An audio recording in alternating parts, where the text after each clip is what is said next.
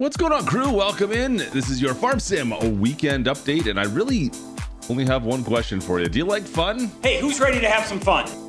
Because we got a bunch of new stuff coming out, some unplanned updates for Farming Simulator 22 that we got to talk about. Plus, we'll go through the rest of it as well. Yeah, do you like fun? I like fun. So let's try and have some fun. Let's do this thing. Pitter patter.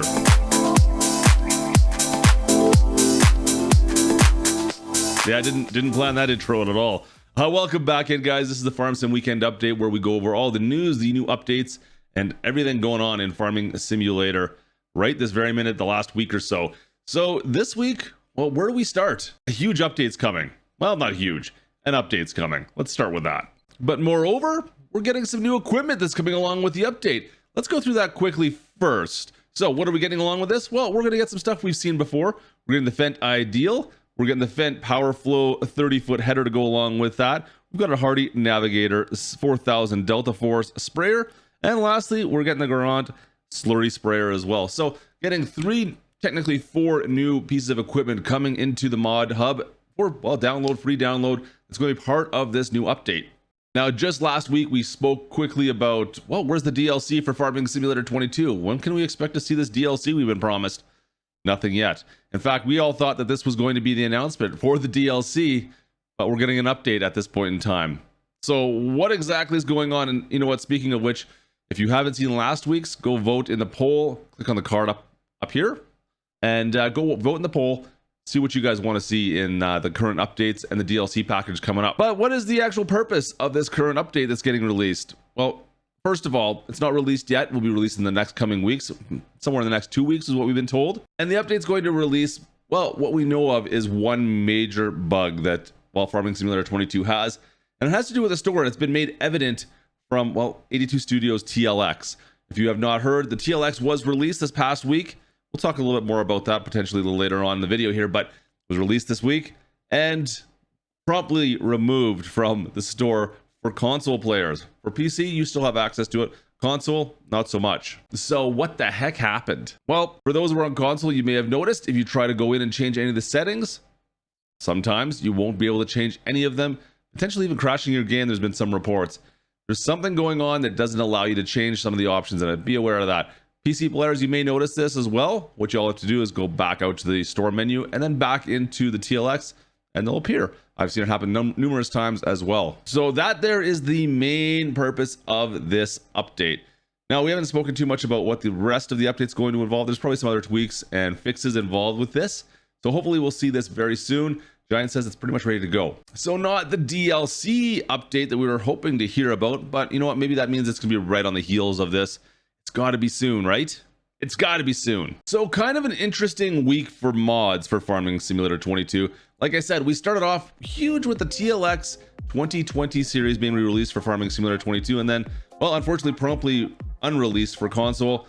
Just know that it's going to be coming soon once the update is released. Also, the Case IH Traction King series from Farm Central Sol was released. The New Holland L95 Fiat Agri, this one's by Sevi Modding. And then moving on to PC, we got a number of different additional mods that's been released, namely, well, additional game settings mod, which was a staple for, well, many of us on PC for Farm Sim 19.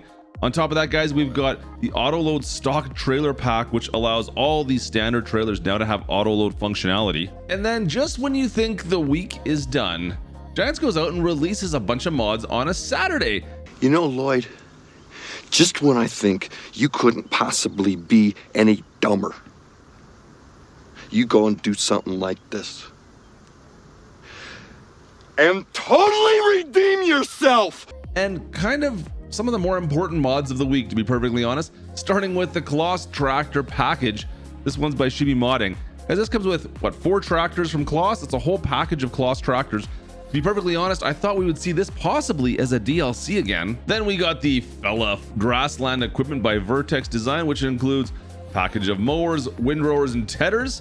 Another package that could have almost been a DLC, which is fantastic to see. And then last, of course, but not least, Calmston Farms, or Clamston, depending on who you talk to, has an update been released. Now the update is going to fix a couple of the issues with the map and does not need a new game save, which is even better.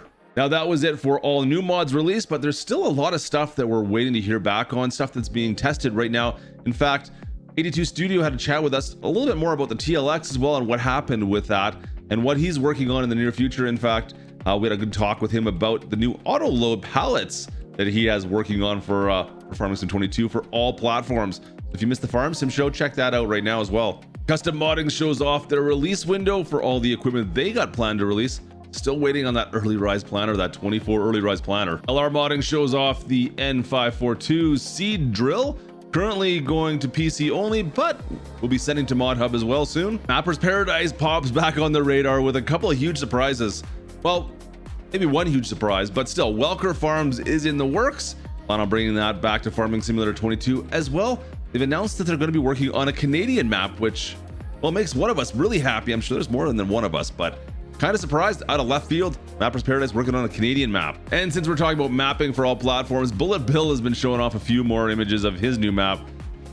It keeps on looking better and better, I swear. And staying with mapping, looking over towards the PC only side of map, MRG has put out some more images on Ashton Corner. Sounds like this map is almost done, but he keeps on finding new things to work on. One of the interesting concepts he's working on right now is having different seed and fertilizer varieties that are different prices and that work differently depending on what you plant. Can't wait to see how this all works out. And lastly, Crooked Creek Modding sent over a mono-slope cow pasture, a North American style cow pasture for cow pen. Color changeable, even trim changeable. Kind of an interesting concept here, 150 cattle. This one should be coming out for PC relatively soon here. And so that's pretty much the stuff we're looking at right at this moment. There's a lot of mods in testing right now, guys, from seed hawks to cultivators, 3-meter plows I've heard, but that's really the bulk of it for now. There's going to be a lot of stuff coming out after the update, of course. We'll wait and hear about that. Now, I did ask you a few weeks back about what your thoughts were on paying for mods. I know this is a loaded question, isn't it?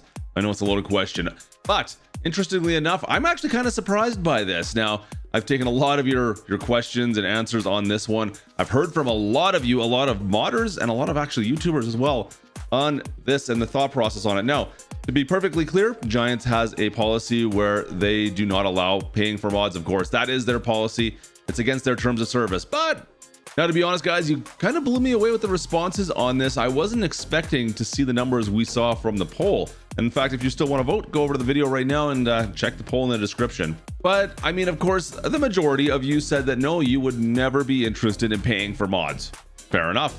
In fact, 61% of you said that. 61. That seems really low, actually, to me. To be perfectly honest, I was expecting that number to be well above that. Now, to be perfectly honest, I kind of expected the numbers for those who pay for mods or were willing to pay for mods to be completely different as well. You've got 13% say that you already do pay for mods or would be willing to do so. 16% said, well, you know what? If only the best mods, I would pay for those. And only 9% of you said only a very small amount of money would you pay for mods. I thought that the number amount of money would be the biggest push right there. Kind of surprised. So like I said, I don't have the answer to all of those questions on, well, who should pay or what should be paid. I like the idea of donating to the modders that you support that do the quality work for sure. You know, one thing I kind of thought of, and Giants has kind of broached this a little bit, would be having more contests for modders where they could come up with a small pack that could be released as a DLC.